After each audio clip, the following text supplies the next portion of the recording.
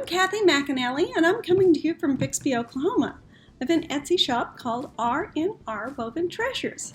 And today I'm so excited because we're going to record the first episode of a series called How She Made That.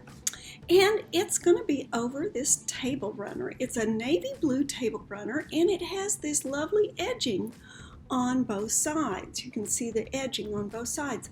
It also has edging on the top and the bottom. So you can see the edging on the top and the bottom and all the way down the sides. Isn't that lovely?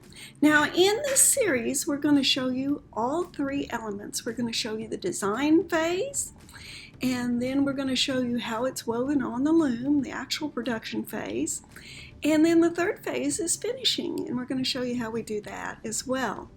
So let's start with the design of this lovely table runner. I bet you'll be surprised. Hi, let's start weaving. And as you'll see, we're using floating salvages on this one because it's a twill pattern. And we want the colored thread, which in this case is a pearl cotton, and it's a lighter shade of blue. I like this, it's a pretty blue. And we want it to go all the way to the ends, all the way to the edges. And we want to have a nice straight edge. So I've got a floating salvage, and you'll notice that on this side I've used a double. And the reason why is because on this side I tend to have a little more difficult side with draw in, and I don't want it to be pressed in, so I'm using a double on that side. You really can't tell that there's any difference. So when I weave, I go over and then under on this side, and then I'll go over that floating salvage and under this one on that side. I just keep rotating it. That way the thread always wraps around your floating salvage. And that's how it goes all the way to the edge. And you can see this is a pretty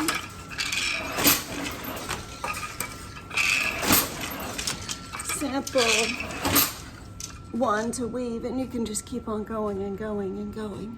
So next we'll show you how to finish it.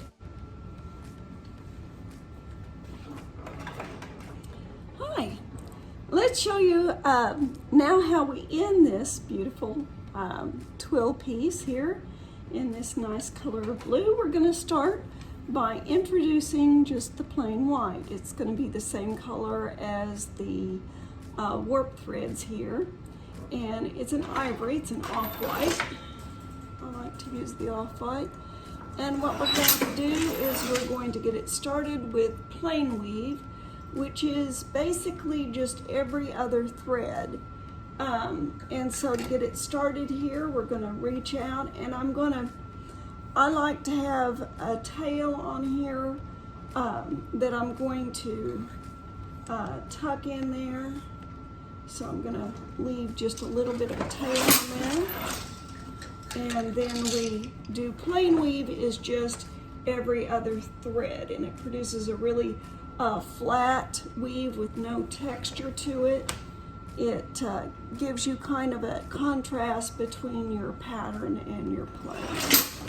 And so we're going to go 6 rows. There's 2, this is 3, 4, 5, 6, and then I'm going to measure how much I'm going to need for my hem. There's 3. I like to do 4. I don't like to run out of thread, and this is just plain cotton thread, so it's not that expensive. And I'll get out my tapestry needle here. I have a nice tapestry needle. I like the one with a little bit of a curve to the end of it. Help me pick up my threads that I need. I just thread the tapestry needle. We got it coming out of this side. I like to go from left to right. And I'm going to pick up anywhere from 5, 6, 7 threads. I'm not going to be just real specific, but I'm going to go around them. Then I'm going to come up and go down. And I usually come up 3 threads there and come out the bottom. This will give it a nice hem, and it will prevent fraying because you know, it'd come unraveled completely if you just didn't do anything. And there are a number of ways that you can end this. This is a very simple way. It's used for a lot of things. But if you want to leave fringe on something, you've got to end it somehow. So this takes a little bit of time, and as you see, I'm just going around, and that'll be a bundle. And this bundle is what we're going to twist, and I'll show you how that's done next. So we just keep going all the way across, over, and then down and through. Let me cut that tail out of the way. It's in the way. To cut a tail, lay your scissors very flat and cut. And by the way, if you're a customer and you ever see a tail, that's the way we do it. We don't want to nip any of the other threads, so you have to be really careful. But if you lay your scissors flat and hold the tail up, you'll be fine. And so we're just going to do that all the way across, bundling up. And you can see I'm not just counting them exactly.